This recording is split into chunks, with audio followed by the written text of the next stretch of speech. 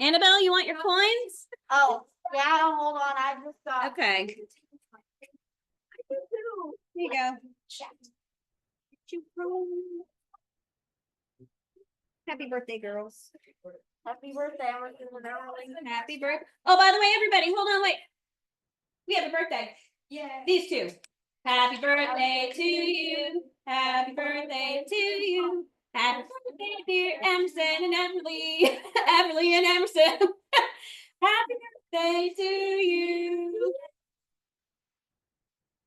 Lucy, you want your coin? Eunice, you want your coin? I'm gonna put you on the bag. I don't know. Where are the chocolates? By the front door, babe. All right. My sister is. Yes. Yeah. Oh no, it's anime. Yeah. I said thank you. Tons of goodies over here. Oh, right here. I took it out. So thank you. Oh, yep, that one is. This one's Eunice. All to each other on the stage. Oh, that's. Oh. Eunice, where'd you go?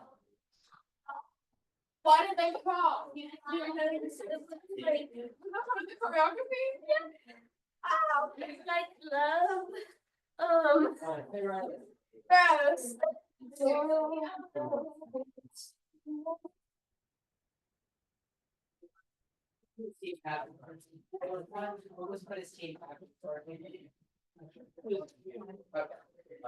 All right, are we ready? Let's roll with this. Yeah.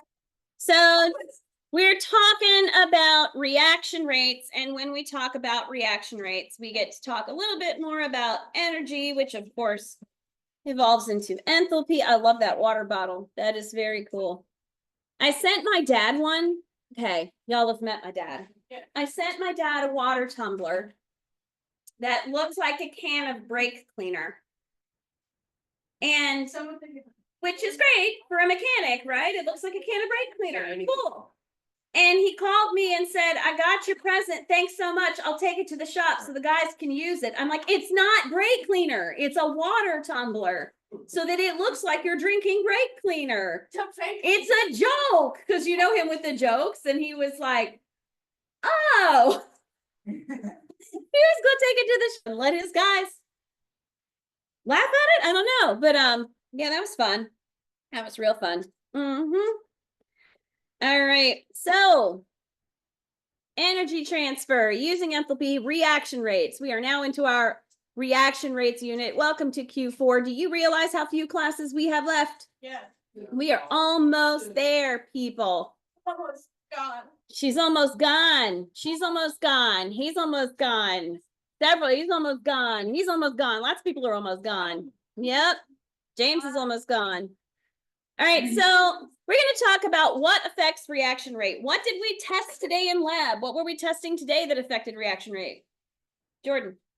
Concentration. Somebody was listening. Yes, sir. Concentration and how it affects reaction. We're going to talk about why that affects reaction and all the other things that can affect the rate of a reaction.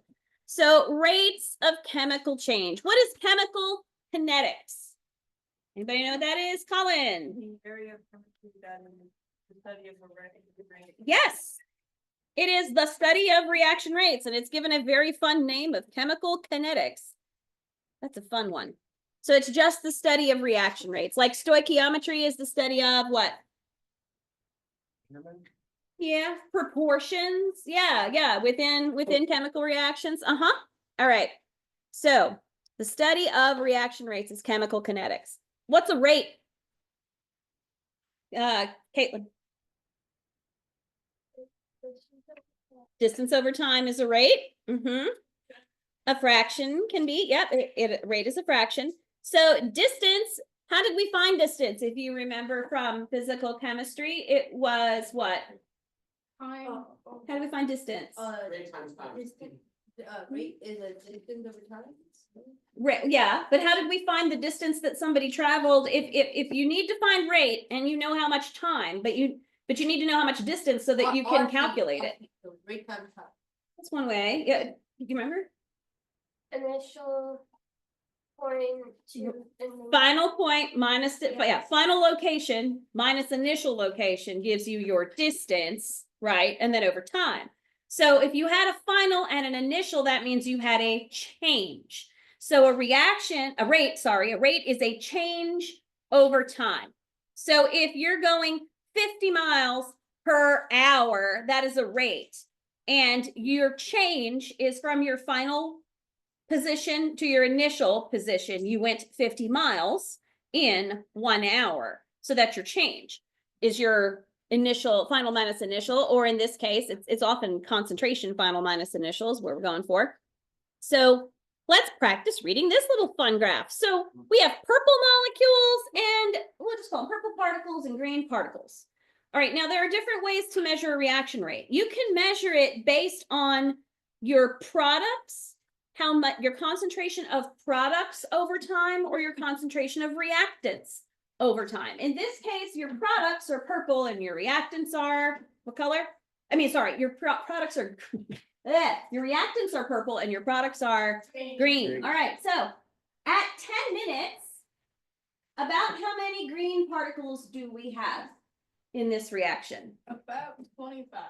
About 20, yeah, Maybe 26, 26. 27. At 40 minutes, how many purple particles do we have? Less than 5. Yeah, right about here. Yeah, probably. I would guess 2, and that graphic actually shows me 2. But yeah, less than 5. Little, just a few. So do you agree that you could measure the rate of this reaction by either determining your change in concentration of reactants or your change in concentration of products? You could go either way to determine how fast this reaction is moving. So you can use different variables. All right, so balanced coefficients appear in rate definitions. What? Okay, a reaction rate is defined as the speed at which a chemical reaction takes place. And the coefficients will come into play like when we do next week is the last titration. And so you'll have to balance some equations in there to make sure you know what's going on. Chemistry movie. The chemistry movie? The last titration. Oh, the last titration. It does sound like a chemistry movie. Somebody needs to write the script for that. The last titration. All right, let's do it. So your rate, the rate of your reaction can be influenced by lots of things. We're going to talk about all of them. So catalyst concentration, surface area, temperature, pressure applies to gases. So we talked about concentration in lab today.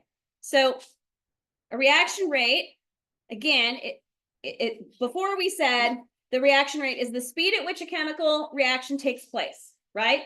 Yeah. We can also call it the change in the amount of reactant or product per unit of time, which is what we said when we were looking at the graphic with the purple and the green particles. So you can do this either way. The amount of reactant used over time, the amount of product used product formed, over time, different ways to determine your reaction rate. Okay, you may see it written this way, but it's inversely proportional. The rate is inversely proportional to the time taken. So you may see it written this way. You're not going to have to do that way, but you may see it written that way. All right, so reaction rates can be measured. Different ways to measure them. So today we used color. Obviously, this is a British or Australian or maybe Canadian meme because the way color is spelled. But anyway, color. You can also use electrical conductivity, pH, volume, and mass. These are all things you can use to help determine your rate because they are aspects of your process that you can measure, right? These are all measurable, right? Everybody agrees to some degree, at least. All right. And the color is probably going to be your most subjective. Why would that be? Because everyone sees colors differently. Yeah, a little bit. Yeah. Some people might be able to pick up a fainter blue than other people might be able to pick up. So when you're talking in your lab, when it asks you like, what are some areas where you've got, potential for error, that might be one. People may perceive things a little differently, right? That could be part of it. All right, so concentration must be measured often. So what's the reaction rate? In this case, you can measure the concentration of A as it decreases or the concentration of B as it increases. So in this case, A is your reactant, B is your product. So again, it's the same thing we're saying, but you have to measure it. If you measure it often throughout the course of your reaction, you can determine how it's moving, right? Whether it's a nice slow curve or whether it speeds up quickly, you can actually graph your reaction rate in such a way that you can visualize it. They can be represented graphically. Now here, this is the same reaction, but different things have been done to the system in each case, which caused the reaction to take a different amount of time. So what you've got here is your original reaction as your product. In this case, they're measuring amount of product form rather than reactant consumed. So your normal reaction goes like so, but you can make it faster or much faster or much and much faster. And this increase in the rate, the increase in the amount of product formed over time, it's because you're doing one of those things that manipulates your reaction rate, like you've increased the temperature, you've increased the concentration, you've added a catalyst, all those things that we mentioned a minute ago, and we're going to keep talking about. So here those things are. Factors that affect reaction rate. Concentration, that's what we tested today. Concentration affects reaction rate. So here we have a few molecules, there are few collisions, the rate of reaction is low. And on the other side, on the right there, we have more molecules, so therefore there are more collisions, so the reaction rate is greater. Is it logical to you that when you have a higher concentration, you're more likely to have a reaction, right? Because the particles are actually going to bump into each other, right? So you can think of this as like, you know, you're trying to find, you know, how do I put it? Somebody give me an analogy for this, like using people.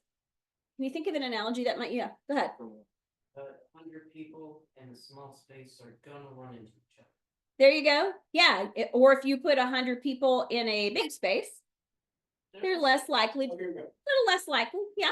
People in small space, and just have them start walking around. There you go. They're going to bump into each other. And if you put them in a much bigger space, they're going to bump into each other, but less often. Yeah. An example of the school, if everyone is trying to get everywhere at once in a singular hallway, then they're gonna hit each other. There you go. So these are like kind of goofy, but if you can make that analogy in your head and go, okay, that's why concentration works, then it's a little easier to understand because now it's something that's applicable to your life. You've been in that situation. All right, now we also have. Will blindfold me and put me in a small room. Yes. Yeah, maybe not, but you've been in a big room where you bump into people, I'm sure, versus a room where you don't. I told the juniors it would be like if I said to you, we're going to teach class in this room with the 5 of you versus we're going to teach class in the bathroom with the 5 of you. Are you more likely to elbow each other in there while you're taking notes than you are in here? Yeah, yeah, yeah. I'm in a room. The chances that one of them want to go out with me are much greater than if they were only 10. I was waiting for that analogy, actually. And then it's like, who's going to say it? Who's going to come up with the, I'm going to find the love of my life on an island with 100 people versus 10 people. There you go. Okay. So, yep, there you are. Thank you, Colin. So, concentration affects non-collision reaction mass. So we have something called collision theory. There are 3 points to collision theory. Does anybody know them for me? No. Nobody knows the collision theory. Okay, the first one is uber obvious. It's that particles must collide. I didn't. Okay, we have to state the obvious in science because we can't make assumptions that anybody, has a brain. So particles must collide. They must collide with sufficient energy. They can't just casually like, hey, they have to actually collide like they mean it. And they have to collide with the correct orientation. They have to be facing the right way. In Colin's example here, like with his, Lover boy. the love of his life, the love of his life, if the love of his life is facing the wrong direction and they bump backs, they may never even know that they bumped with an attractive person because they're not looking at them the right way. You have to turn around, Colin. All right. So here's a quick collision theory, and then we'll talk some more about it. If it'll Hello. play, load. Here we go.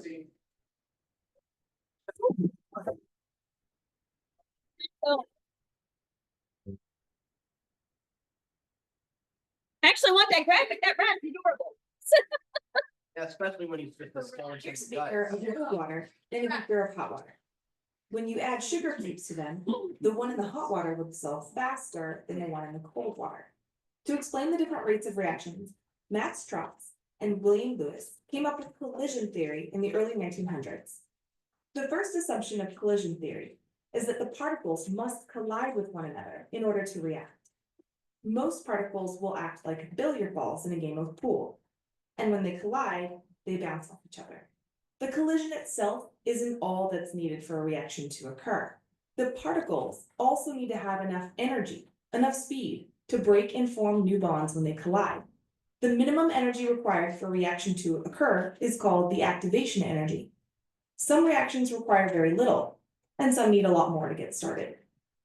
Generally speaking, most reactions will occur faster when the temperature is increased, because temperature is the average kinetic energy of the particles. With more kinetic energy, they will be more likely to have enough activation energy for the reaction to occur. But for some reactions, there is still one more factor: orientation. Even if the particles collide with sufficient speed, if they aren't at the correct angle, a reaction won't happen. In this example of nitrogen monoxide and ozone, the reaction didn't occur because the oxygen of each molecule touched during the collision. In this collision of the same two molecules, the nitrogen touches an oxygen and the reaction occurs, making oxygen and nitrogen dioxide. The orientation was correct, so the reaction could occur. So in summary, the three key ideas of collision theory are that particles must collide to react. They must have sufficient energy to break and make new bonds, and they must collide with the correct orientation.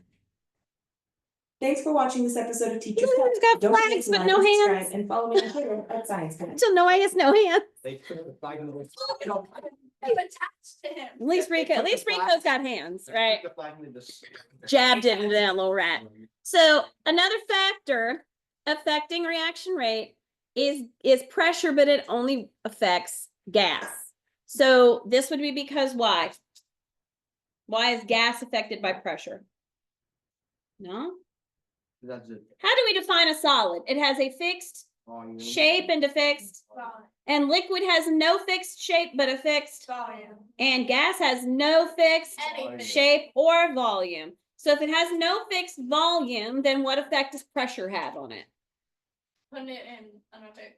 Yeah, if you It increase, changes the volume and stuff. if you increase the pressure, you're gonna decrease the volume, which means you're gonna increase the concentration of those particles. This would be like, okay, somebody give me an example of this with humans. What's a human example? What do you think, Liam? If you put a human under a hydraulic press, they will squish. Oh. There's that.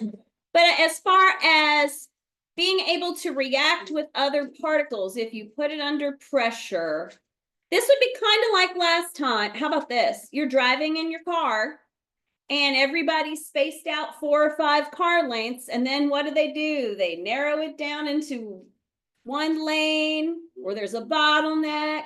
That's where the accidents happen, right? Where people bump into each other because the concentration has increased, because the volume of road space has increased, which is basically like increasing the pressure. What'd you say? I was gonna say, like, when you get deep in a pool and your ears start to. Well, that's pressure. That's for sure how that works. Yeah. So it says we have a number of gaseous molecules. The molecules have space to move around and there's little chance of collision. And increasing the pressure decreases the volume, which increases the concentration. And the molecules have less space to move and are more likely to collide. Bumpity bump, bump, bump. Now we're working. Now, these are our big aspects that affect what can make reactions faster. So it's the idea of collision theory. And then all these things kind of lock into that. So you've got concentration, temperature, surface area, and pressure, which only applies to gases, and then use of a catalyst. And we're going to talk about each of them. So, but first let's talk about how do we explain a reaction rate? So we have a rate law. So what kind of law describes the way in which reactant concentrations affect reaction rate? A rate law. That was so challenging. So a rate law is the expression that shows how the rate of formation of product depends on the concentration of all the species other than the solvent. Usually we're working in aqueous solutions, right? That take part in a reaction. A rate law may be simple or complicated. And by studying rate laws, chemists learn how a reaction takes place and can often make an informed guess about how atoms move in rearranging themselves from reactants into products. And then they get to say, I'm studying chemical kinetics, because that sounds very cool. So we have what's called a reaction mechanism. And this is the sequence of elementary reactions that must occur to go from reactants to products. Do you remember how, when we were talking about how this lab works, I was like, you're going to have steps, an initial reaction, a second reaction, till you get to your final product. Yes. So there are often a series of steps in a reaction to go from your very start to your very end, because sometimes, like in lab today, you have to have one reaction before you have another, right? So different types. We have substitution, addition, elimination, and rearrangement. And this is when you start talking, when we start talking about redox reactions, you'll learn that this is kind of similar to that. And we're not there yet, but when we get to redox reactions, there is a fair amount about them on the final. So you're going to want to like lock in, to use a term that all of like Drew's teammates use at the gym. I don't know why anybody else use that? Lock in? Yeah. I don't know how that became it's perfect though. I like it. All right. So for a reaction that involves a single reactant, the rate is often proportional to the concentration of the reactant raised to some power. It makes sense that it's proportional, right? So the exponent, we call it N. It's called the what of reaction. Do we know what the N stands for? So what is it? Number? Yeah, kind of. That's what we're going for. Yeah, it's the order, but it is a number. So it's the order of reaction. It can be a whole number, a fraction, or a zero. And then K is the rate constant. Okay, so we use K in this place for constant instead of C, because C has many other meanings. K can have other meanings too, but if you work in chemical kinetics, your K is your rate constant. And it's a proportionality constant that varies with temperature. So this has been studied. Remember that constants are things that have been studied, and you can apply, you guys good? You can apply that information in the lab because it's already been experimentally tested and determined. So this is something that's going to vary with temperature, but enough experiments have been done that you kind of know what to plug in there. And when a reaction has more than one reactant, a term in rate law corresponds to each of them. So it can get really complicated, this stuff. And we're not going to get overly involved with this because this is more like Chem 2 when you get to college kind of business, but you should know. Yeah, I'm sure he's in kinet. If he's not in kinetics now, he will be next year. I would think. And he's not going organic, right? He's doing organic chemistry. Okay, then he'll do some kinetics, but He said he's doing a lot of titrations right now. Uh-huh. Well, there's a great, did I tell you about the meme with the spinning arm? Did I tell you guys this? I tried to find the meme. I saw, not a meme. It was like a reel. I tried to find it again. You know how it is on Instagram. You find a reel and I can never find it again. Can never find it once I see it. But you know those spinning arms they have at like the jumpy places where you get in and you jump and the big arm swings around and it knocks you over. And it was like Gen Chem and the guy cleared it, and then it was like organic and it just took him out. And I'm like, organic is very challenging. It's very, it's so challenging that as a full-grown adult, decades removed from college, I thought I bombed that class. I was like, I think I had like a C- or something in that class. And then when I went back and looked, I had like a B-, and I was like, that's not how I remember it. I definitely don't remember it like that because it's very challenging class. But if you work at it, just like anything else, you can be really good at it. So this is in the collision theory video, they showed a graphic of this. So this is nitric oxide and ozone, and they yield nitrogen dioxide and oxygen. And it shows you there are, this is kind of like your constant over time. We know this is how long it takes. So if you start the reactant, it'll, with equal concentrations, we know it'll take about 9 seconds. If you triple the concentration of either reactant, then you'll get only 0.03 seconds, 0.09, 0.03. And if you triple the concentration of both reactants, you're going to get a 0.01. Do you remember it said a minute ago that the order of the reaction rate is often raised to some exponent? Do you see the exponent here? 3. 3, right? So in this case, that's what it is. It just flows nicely, just how it does. So determining your rate step controls your reaction rate. So determining your reaction rate, so step that is most important and the one for you to know, because this one is on your final and this one is on your next test, is that your rate determining step is your slowest step in your reaction. And this is a great graphic, because if that sand starts pouring from the top, that first narrow opening is going to determine how fast it goes, right? Because that is going to slow down the whole process. That's the slowest step. Those other small ones aren't going to make, they're not as small, and the sand's just going to make its way through. So it's that first one that's, and it doesn't have to be your first step, but in this case, it shows it as its first step. So your slowest step is your rate determining step. Your slowest step is your rate determining step. You might be tested on that. Good gracious, what do they do? Is that Lawrence? That's Lawrence. My neighbor, I love my neighbor. He is great, but the man is never, he's one of those people that's never happy with anything, especially if it's in his yard. Classic. He has like, oh yeah, he has was taken out trees, he has reorganized, he is constantly mulching and pine strawing. Like he just had a whole load delivered and now there's more.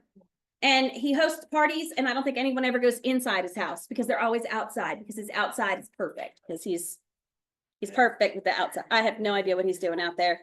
He's got that tractor, and if it's above 60 degrees, he's shirtless on the tractor, riding around doing something at all hours of the day. Like I swear, all day. Am I lying, Drew?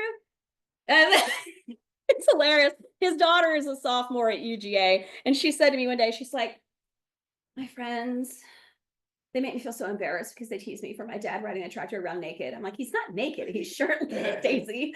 And she's like, they said he's naked. I'm like, but Daisy, he has some jeans. But he's a riot, y'all. I love him. And he's like Elmer Fudd when it comes to the deer, because he's done this whole backyard, right? But then he made this beautiful yard, and then deer do what deer do, right? They come in and they eat all of his gorgeous plants, and then he gets really ticked about it. So then he built a fence, and then they jumped over the fence and ate his thing. And you know how Elmer Fudd was always hunting the wascally wabbit? That's how he is with the deer. So then he put in a 3D deer fence, which is essentially a regular fence. But like if the fence runs this way, you know, like post, you put like a wire out here on a separate set of posts so that the fence is shaped like that, because they don't have the same depth perception and they can't jump over it. I don't know if that worked or not, but the day he spent God knows how many tens of thousands on this fence, the next morning he was standing out there like this. And I went out and I said, what's wrong? He's like, there's deer hair on the fence. And look at my blueberries. I'm like, what did you think? They don't care. They're in my yard. Why would they be? Anyway, he's Elmer Fudd. I love him. He's funny. So then you have, so your slowest step in your reaction is your rate determining step. And then your intermediates are species that form but are then consumed by the reaction. So today we had some intermediates. We had some species that were formed and then consumed, in particular, molecular iodine. All right, so here's our friend again. Yay, we love Dave. He's the best. We gotta know about Harbor Freight first, though. Want some tools? Yeah. There's manly tools. I got a jack like that. Yeah, all right. Professor Dave, let's talk about kinetics.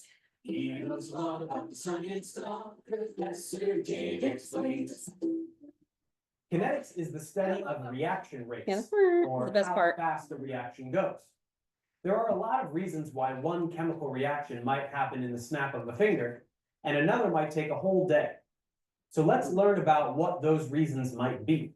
Reaction rates are generally measured as an increase in the concentration of products per unit time, or molarity per second.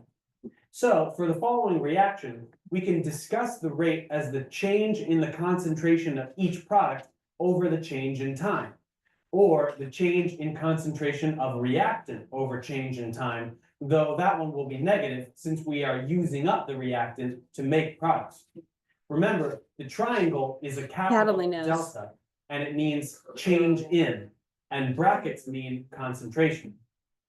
Rates of change will obey stoichiometry. So for example, if we look at this reaction, we have to understand that oxygen appears at 1/4 the rate of NO2 and at 1/2 the rate at which N2O5 disappears. What? I'm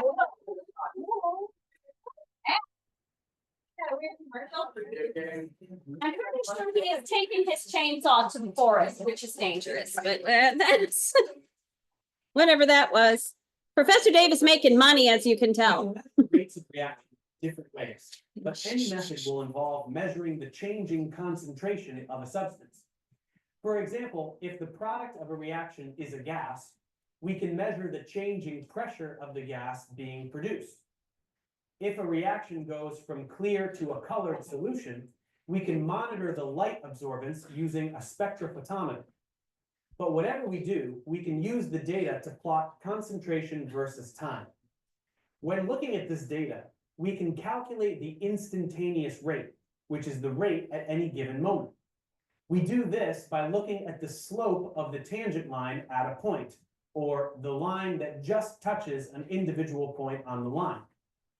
This is more precise than taking an average value over a range of points. The rate will always depend on the concentration of one or more reactants in some way. The relationship between the rate and a particular concentration is illustrated by the reaction order with respect to a particular substance. For example, let's say we run a reaction several times with different initial concentrations to see what it does to the rate. Like we did. If we keep everything else tried the to do. same, but we double the concentration of one reactant, and as a result, the rate doubles, then the reaction is first order with respect to that reactant. Instead, if we double the concentration and the rate quadruples, the reaction is second order with respect to the reactant. And if a change doesn't affect the rate, it's zero order. The overall reaction order is just the sum of the orders from the individual reactants. So if a reaction is first order with respect to each of two reactants, it would be second order overall. We can describe the kinetics by using a rate law. Let's say we have the following generic reaction. We would write the rate law by representing the concentration of each reactant raised to an exponent that reflects the reaction order. These exponents are not related to the stoichiometric coefficient from the chemical equation and must be determined experimentally. There is also a rate constant, K, which is a proportionality constant between rate and concentration.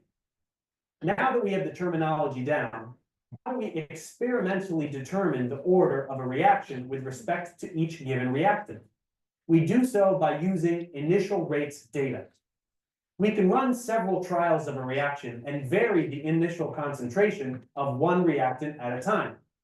By doing this, we can see the effect that one reactant's concentration has on the rate. Let's look at the reaction from before. We can clearly see that doubling the initial concentration of the reactant makes it disappear twice as fast. So the reaction is first order with respect to N2O5 and therefore first order overall. We can determine the reaction order for each reactant this way. If we double a concentration, the impact on the rate tells us the order with respect to that substance. If the rate doesn't change, it's zero order. If it doubles, it's first order. Quadruples, second order, and if it's cut in half, then it's an order of -1. So let's look at some sample data and try to decipher the reaction order for each substance. For this reaction, let's perform trials where one substance's concentration stays the same, but the other one changes. We can see for the first two trials, O2 concentration stays the same, but NO doubles. As a result, the rate quadruples, so the reaction must be second order with respect to NO. If we compare trials 1 and 3, NO stays the same, but O2 doubles. There, the rate doubles, so the reaction must be first order with respect to O2. So this must be the rate law. The reaction orders happen to match the stoichiometric coefficients, but this is a coincidence. It won't always be the case. It's a coincidence. Also, from the rate data, we can calculate the rate constant. Just plug in the rate and concentrations from any one of the trials and solve for K. Woo, she got into school. She's so excited. Man, Professor Davis making money here. Constant. We should understand that the units on it will be specific to the overall reaction order. This is because they must cancel out the concentration units to give molarity per second, which are units that make sense for the rate. So for zero order, they will be molarity per second, since a zero order reaction doesn't depend on concentration. For first order, it's inverse seconds, so that when combined with molarity, we get molarity per second. For second order, it's 1 over molarity times seconds, so that when combined with molar squared, we get molarity per second. Looking at the previous reaction, the units on K must be 1 over molar squared times seconds, since there will be molar cubed in the numerator. Likewise, this means that if you know the rate constant, you know the overall reaction order. Just see how many powers of molarity have to be in the numerator to result in a rate of molarity per second. If we want to discern the concentration at any given time, we can use the integrated rate law. We will use different integrated rate laws depending on the overall reaction order. Here are the different rate laws and resulting integrated rate laws that correspond to each reaction order. The great thing about these integrated rate laws is that they can be plotted in y equals mx plus b format to give us a Ooh, linear. algebra. See how in each case there is a distinct y, m. Everybody knows why mx plus b. Stop, and I hate You it. can see that. There it is. Order reaction versus time gives us a straight line. For a first order reaction, natural log of concentration versus time gives us a straight line.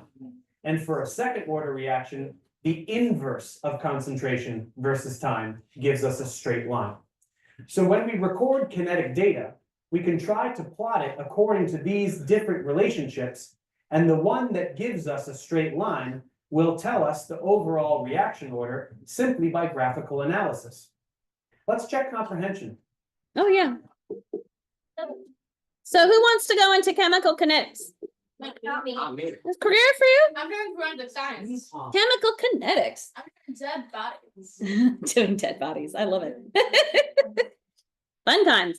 All right, so chemical kinetics. There you go. So reaction pathway activation energy. Oh, look at all the pathways. So when you talk about organic chemistry and why it can knock you on your rear end, let me tell you why this is one way. So we're going to touch organic chemistry in our next unit. It's nuclear and then organic. And it's perfect because we wrap up with organic, which leads us right into biology. So it works very well. But when you're talking about polymers, you have different types of polymers and different types of hydrocarbons and all these things. And these are different pathways for reactions. To go from an alkene to an addition polymer, you have polymerization. See all these fun things? So it's, yeah, if you're good at memorizing this kind of thing, like you'll do great in organic chemistry. And also organic chemistry is a lot of benzene rings. It's a lot of these little rings. You know, when you see the little molecules that look like little rings like this, ding, ding, ding, ding. Yeah, there's a lot of that, and being able to recognize one, know what it is, know what's been added to it, what's been changed from it, what that makes it into versus what it started as. There's a lot of options. It's not a simple thing. It's pretty complex. So let's talk about activation energy. It's the minimum amount of kinetic energy that particles must have for a chemical reaction to occur. The one on the left or the one on the right? Which one is going to require more energy? More on the right. The one on the right. You can see how much more energy it needs for that reaction to take place. And that's going to depend on a lot of different things. But your activation energy, which you should know, this is a no, definitely no, is your minimum amount of energy that's required for a chemical reaction to occur. You have to reach that point. You have to climb and reach that point before your reaction can roll down that little hill there, right? All right, so activation energy, model diagrams, and reaction processes. All right, so let's look at this. This is a very familiar reaction. Our products are C6H12O6 plus 6H2O. And our reactants were C6H12O6 plus 6O2. And our products, I cannot speak, our products are 6CO2 plus 6H2O. Does anybody know what reaction this is? No. So let me give you a hint. You're starting with C6H12O6. Does anybody know what that is? I guess. Not gasoline. Give you a hint. Look real close. It's written there. Oh, Glucose. it's glucose. Glucose plus what is 6O2? One glucose molecule plus 6 what? O2 H2O. is oxygen. Yeah. And it's going to yield 6 CO2. What's that? And 6 what? Water. What reaction is it that uses sugar and oxygen to produce carbon dioxide and water? The reverse of photosynthesis. It is the reverse of photosynthesis. Yeah, you see that at the bottom. What is the reverse of photosynthesis?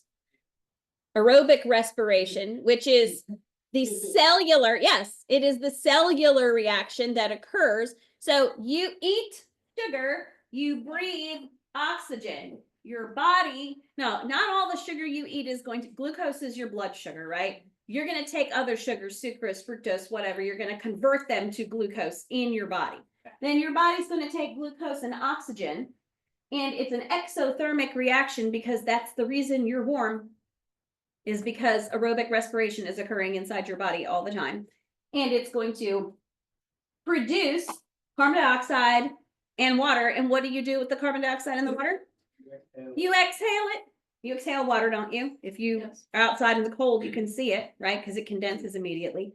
The exact reverse or opposite reaction is photosynthesis. Isn't it convenient that most of the animals, not all, but most of the animals on Earth are going to use aerobic respiration as their source of creating energy that they can use, and plants are going to do it oppositely, so that we have a nice cycle of the exchange of carbon dioxide and oxygen in the atmosphere? So convenient. Yes. Now, Yeah. most carbon dioxide, most oxygen that is being breathed out into the atmosphere is not being breathed out by plants. What is doing the breathing out of the oxygen in the atmosphere? Specifically phytoplankton. Yeah, that's where you need your blue-green algae. That's responsible for more oxygen in the atmosphere than people will say the Amazon forest. The Amazon rainforest are the lungs of the planet. They're not. The ocean is. Exactly. They're not really the lungs of the planet. Now, we don't want them destroyed because that would be bad and it would cause a problem, but really it's the phytoplankton. Yeah. All right, so this is the opposite.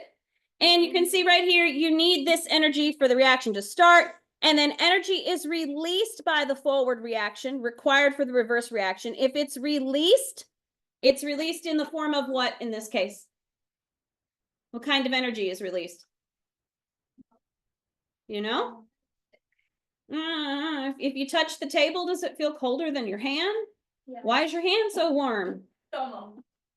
Because it's releasing energy in the form of heat. It's thermal energy. Yeah, there you go. That's why you're warm. This is the process where you have like Krebs cycle, which comes in and you produce ATP, use ATP. This is all part of that whole process, the metabolic process that keeps you alive, people.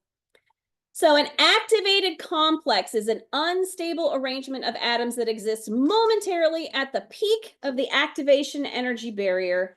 It gets a little wonky right here for a second when things are shifting around. So in between being one thing and becoming something else, right at the point where all the shifting is happening at the peak of your activation energy, there's some instability there for a minute, which makes sense.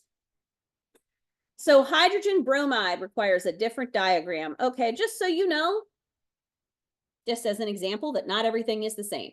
So your decomposition of hydrogen iodide is exothermic, but your decomposition of hydrogen bromide is endothermic. So it just shows you here, this one's negative 53 kilojoules and this one's 73 kilojoules. It's not all the same. That's all this was to show you. There's different.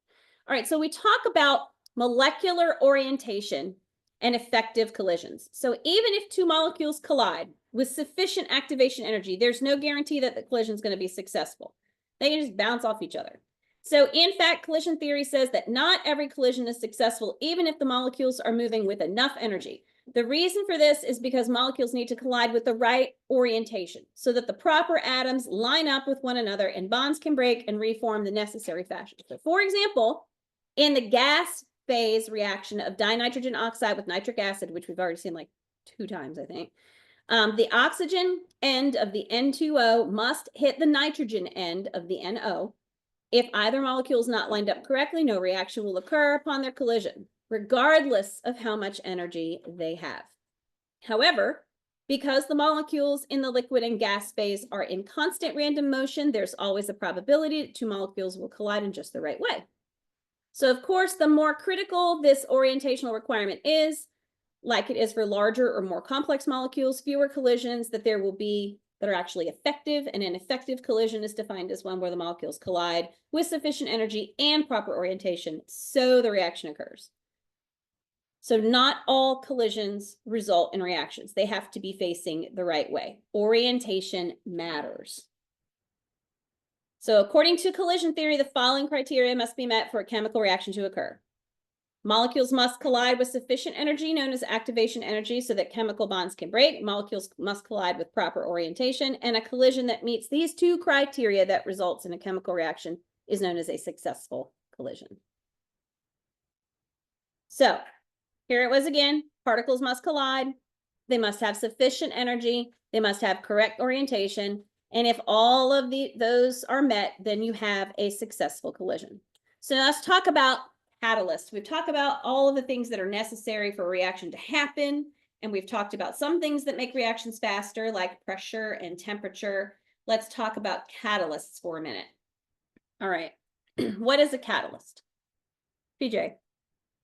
An item or event that causes someone or something to have a big reaction after like following things up. Yeah, okay, that's a good way. So that's like a description of like a catalyst as like in a literary reference. You could use it that way. Does anybody know what it is chemically? It's pretty much the same thing.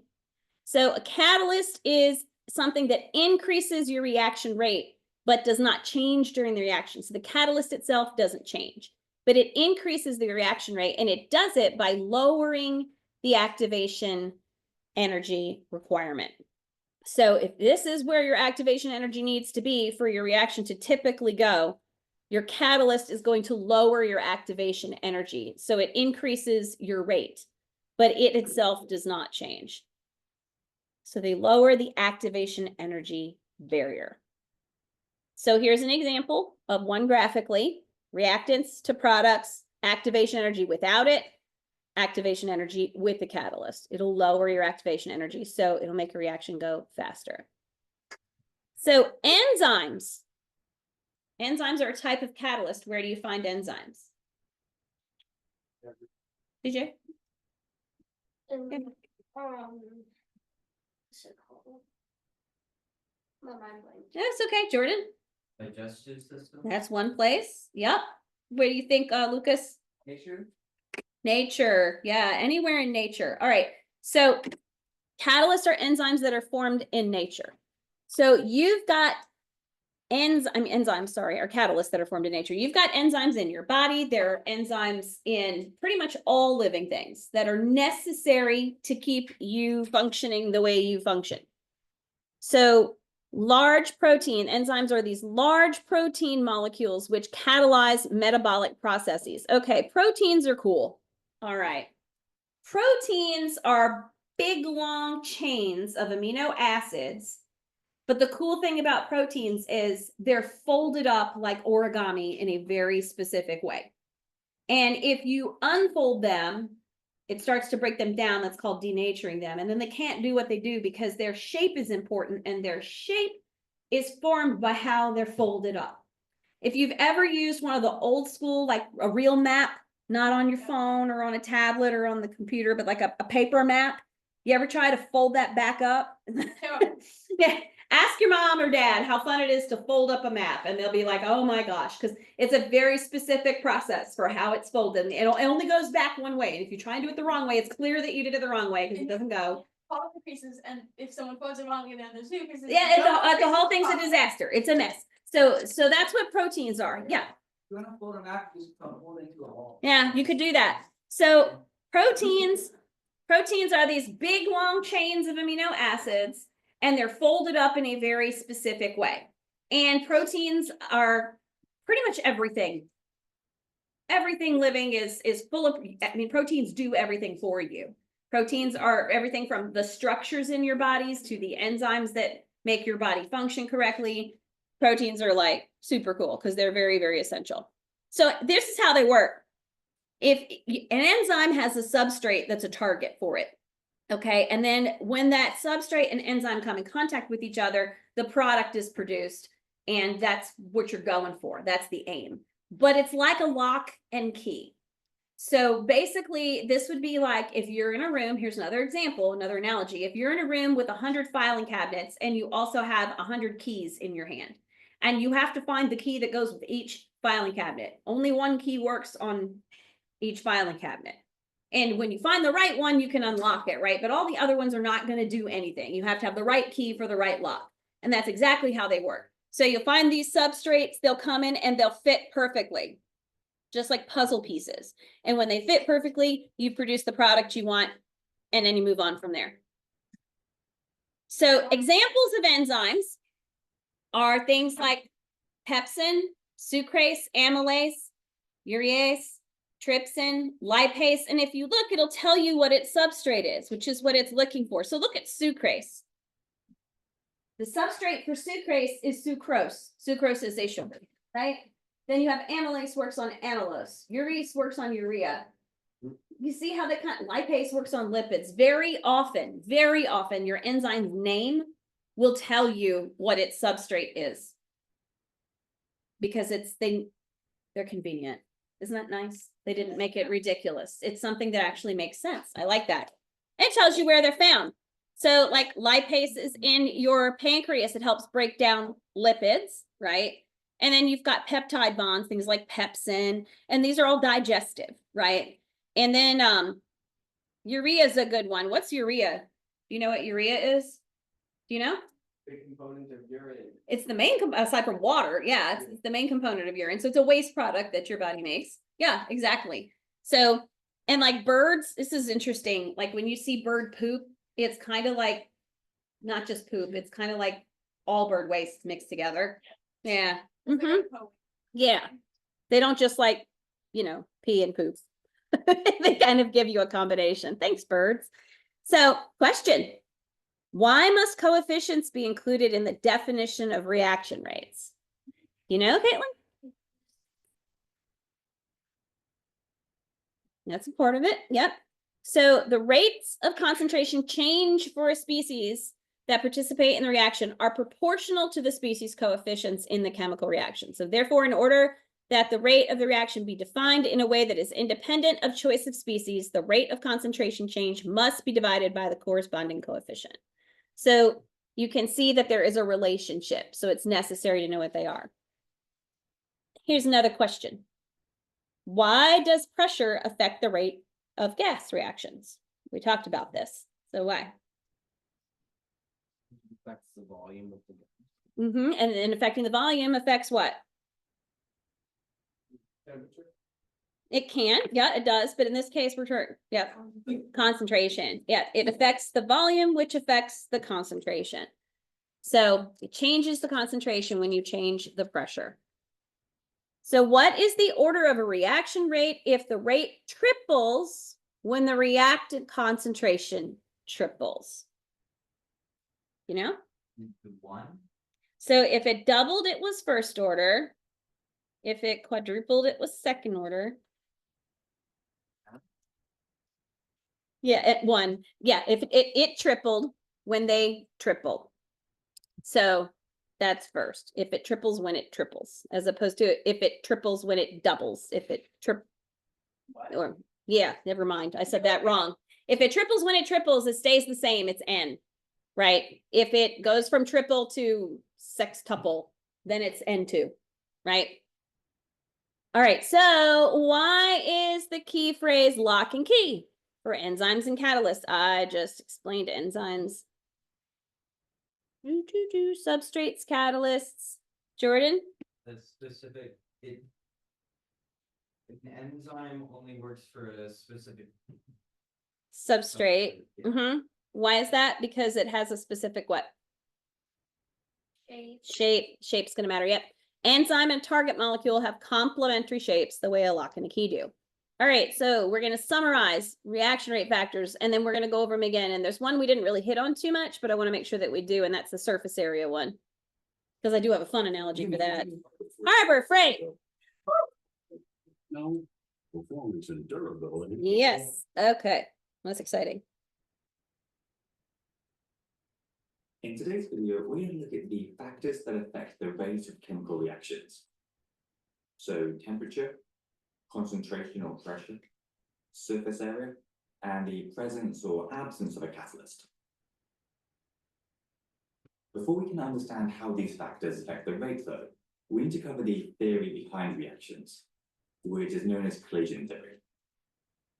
This states that in order for particles to react, they have to collide with each other with sufficient energy, which we call the activation energy.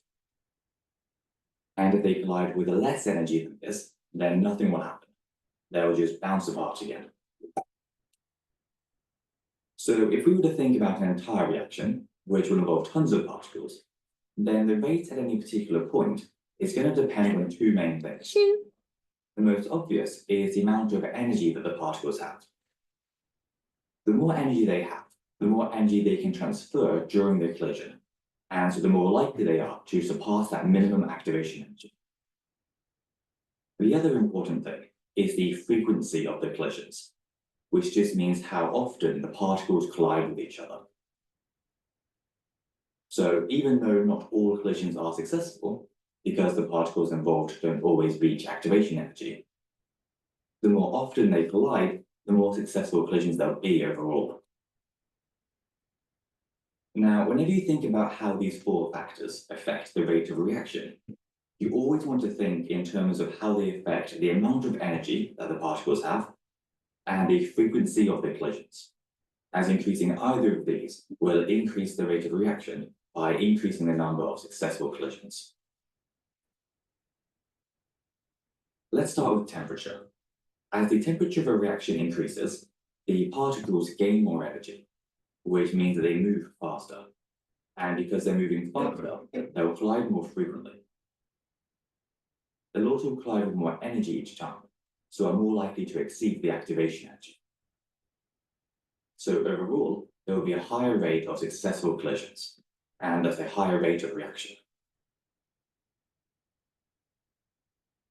Now, concentration and pressure are normally considered as a single factor because they both refer to how many particles there are per unit of volume. It's just that concentration generally refers to solutions and pressure refers to gases. When either of these is increased, it means that there'll be more particles per unit of volume, which makes the collisions more frequent, and so increases the rate of reaction. Just like concentration and pressure, a higher surface area will also increase the rate of reaction. For example, if we wanted to react 3 grams of magnesium with an acid, we could use a solid block of magnesium, small chunks of magnesium, or powder. As all of these have the same mass and volume, the powdered form would have the highest surface area to volume ratio, and so have a much higher area over which collisions with the other reactants, in this case the acid, could take place, meaning that the frequency of the collisions would be higher, leading to a higher rate of reaction. The last factor that we need to cover is the presence of a catalyst. Catalysts are substances that speed up a reaction without being used up in the reaction themselves. So we don't include them in the reaction equation, as they're not reactants or products. To understand how they work, we can use a reaction profile, which shows the change in the chemical's energy during a reaction.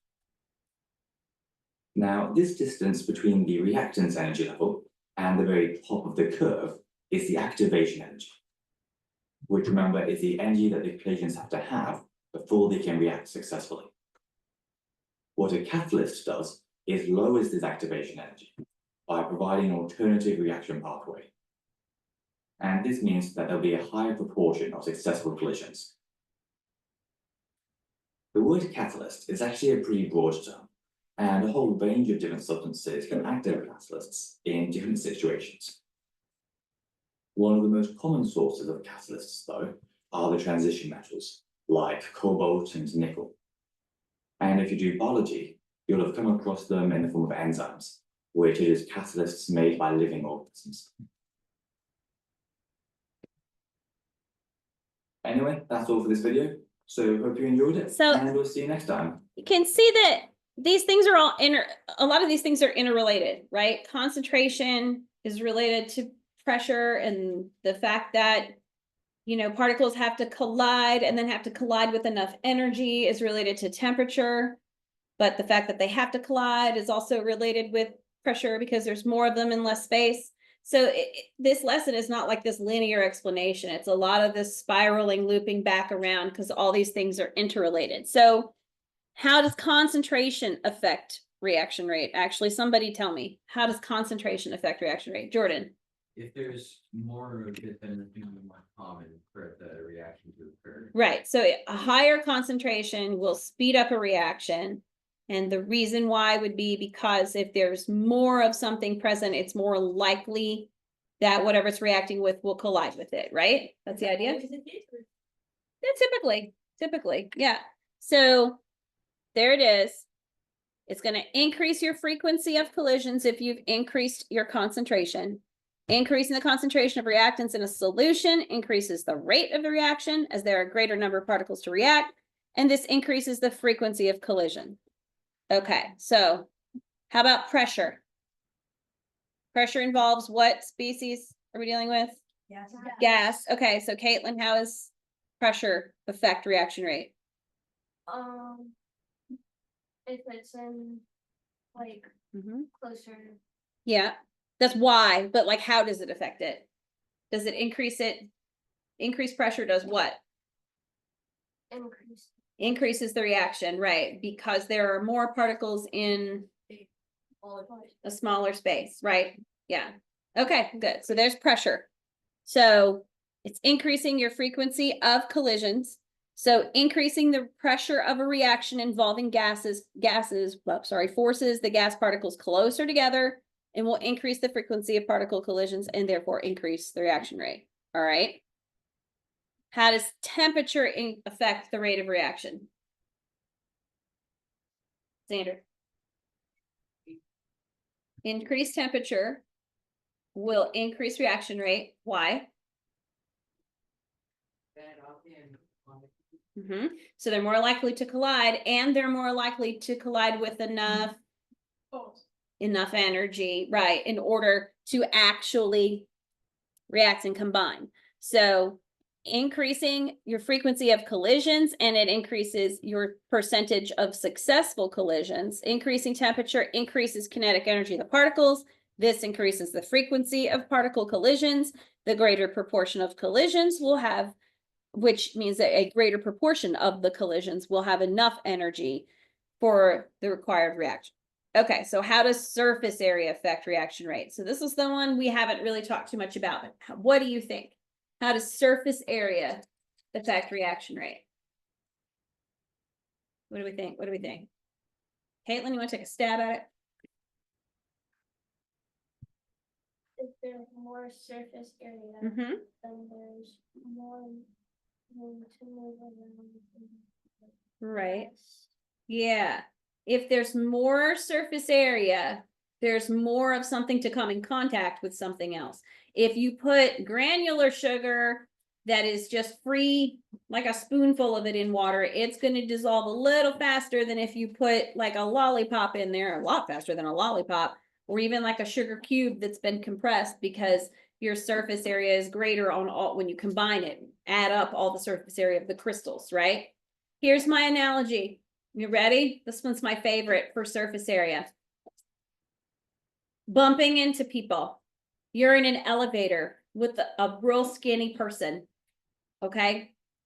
You might bump into that person, but if you have to get in an elevator with a really, really big person, you ever been that guy who's in the elevator with the really big person? I mean, big person. Chances are you're gonna bump into that person because they have more surface area. The bigger the person, the more surface area, as opposed to, yeah, it's real skinny. My mother's sister, her husband, when they were first dating, my uncle, he used to come over, and he's tall. He's probably 6 foot tall, but he's like 6 foot tall and like 140 pounds or something, maybe on a good day. And my uncles were big boys. They were, 6'2" and 6'4", and they were big boys. And they used to tease their future brother-in-law and say that if he wanted to get wet in the shower, he would have to run around in there to get the drops to hit him, because he was so skinny, because he had zero surface area, because he was such a skinny human. Yeah, so you're going to need some surface area. So the frequency of collisions increases with increased surface area, and increasing the surface area of solid reactants, so this applies to solids, increases the number of particles that are exposed and available to react, and as a consequence, increases the frequency of particle collisions, increasing the rate. Catalysts, how do they affect a reaction rate? They speed it up. How do they speed it up? They lower what? Catalysts lower the, Reaction rate. Jordan? Wait, that's not. They lower the activation energy. The required activation energy. Yes, catalysts. Remember that one you're going to need to know. Okay. Catalysts lower activation energy. Nail it in your brain, write it down. It's going to be on tests. I'm telling you. Catalysts provide an alternative route for the reaction with a lower activation energy. This means that particle collisions need less energy to occur. Remember, we said particles have to collide with a certain amount of energy. This means they can collide with less energy, increasing the rate of the reaction. Okay, so that's what I have for today. We're wrapping up early, but I went through it quickly on purpose because it would be great if you guys had some time to kind of revisit some of the lab. So if you're available and you want to hang out, we can work through this together and try and see if we can get better data. So if you're game for that, then let's do it. And yeah, but we're going to have to change the concentration. So what we talked about, how your increased concentration speeds up your reaction. So what we have to do in this case is we have to decrease the concentration of solution B. And in doing so, we should hopefully be able, to slow down the reaction so we can time it better. So if you're game for helping, you can stay.